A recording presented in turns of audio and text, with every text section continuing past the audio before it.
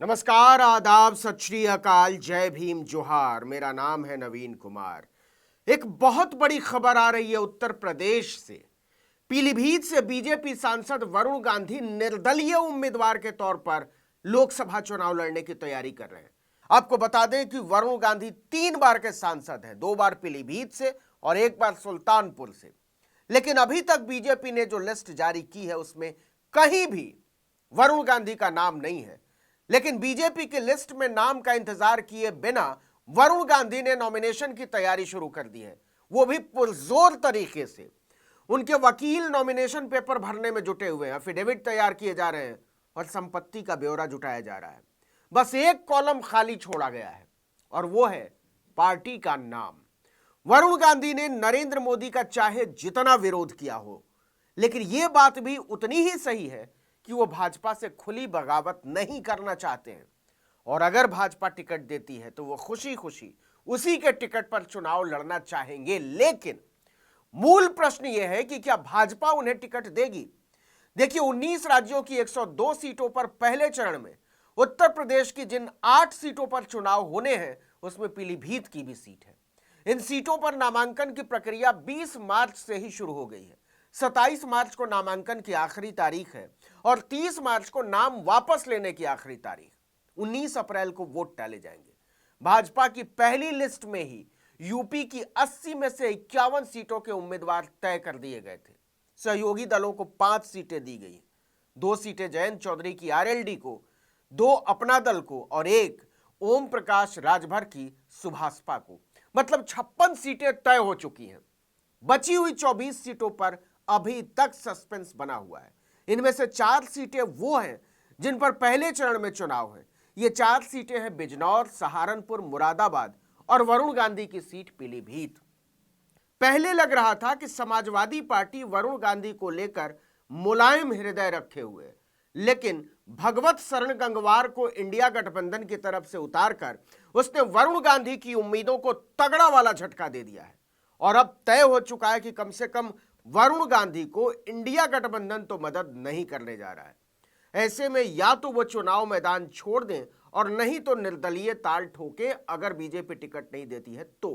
लगातार चर्चा है कि बीजेपी किसी भी सूरत में वरुण गांधी को टिकट नहीं देने जा रही है, लेकिन यह बात वो भी जानती है कि वरुण गांधी को नाराज करना उसे महंगा साबित हो सकता है। इसलिए इस सीट पर उम्मीदवार उतारने में उसे पसीना आ रहा है। वो चाहती है कि वरुण नाराज भी ना हो और उन्हें ठिकाने भी लगा दिया जाए।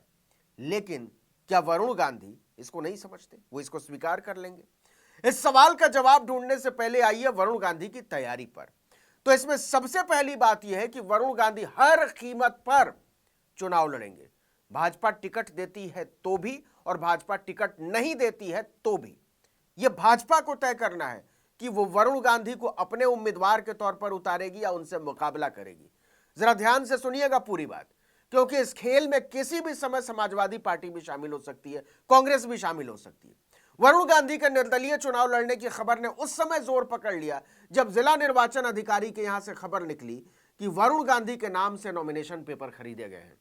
आपको पता ही होगा कि यह बाकायदा एक सेट होता है और उम्मीदवार के नाम से खरीदे जाते हैं।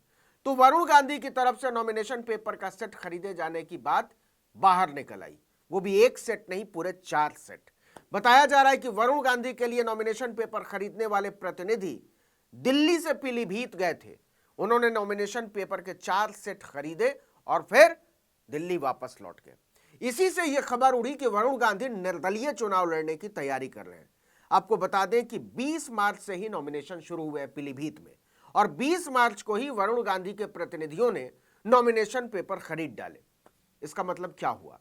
इसका मतलब यह हुआ कि वरुण गांधी आक्रामक तरीके से चुनाव में उतर चुके हैं और वो एक पल भी यह सोचने में बर्बाद करना नहीं चाहते कि भाजपा उन्हें टिकट देगी या नहीं देगी, और अगर नहीं देगी तब उन्हें क्या करना है। वरुण लगभग ठान चुके हैं कि अगर भाजपा टिकट नहीं भी देती है तो वो निर्दलीय उम्मीदवार के तौर पर अपना नामांकन दाखिल करेंगे या पार्टी बाद में तय करेंगे।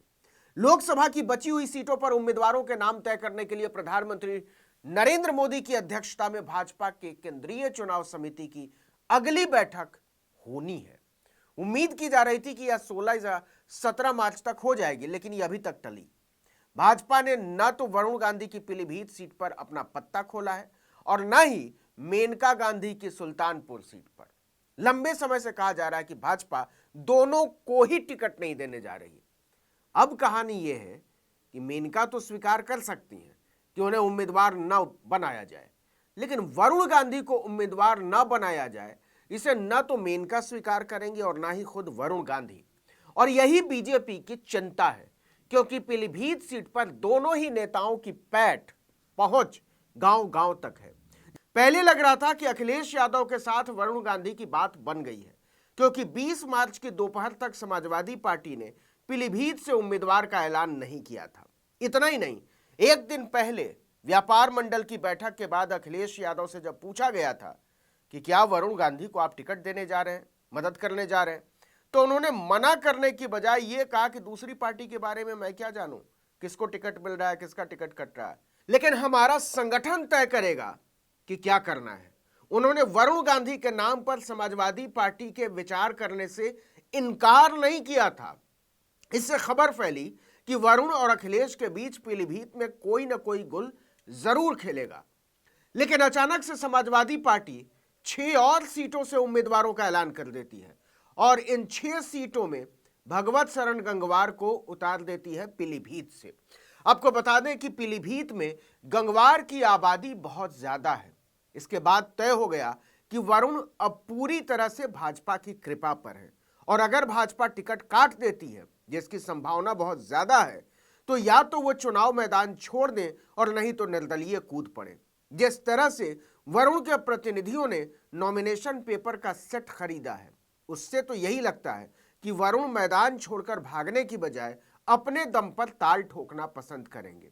वो लंबे समय से खुद को इसके लिए तैयार कर रहे थे, लेकिन अब दुनिया से ज्यादा खुद वरुण गांधी को इस बात का इंतजार है कि भाजपा उनके साथ क्या सलूक करती है। अब लोग कह रहे हैं कि अगर बीजेपी ने उनके साथ बुरा सलूक किया तो उम्मीदवार की जीत की गारंटी मोदी नहीं दे पाएंगे पीलीभीत में। इस वीडियो में इतना ही, लेकिन अगर आपने आर्टिकल 19 इंडिया को सब्सक्राइब नहीं किया है तो कर लीजिए, बेल आइकॉन दबाइए, घंटी जैसी आकृति।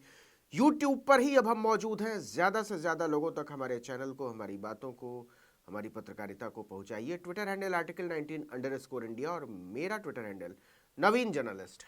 नमस्कार।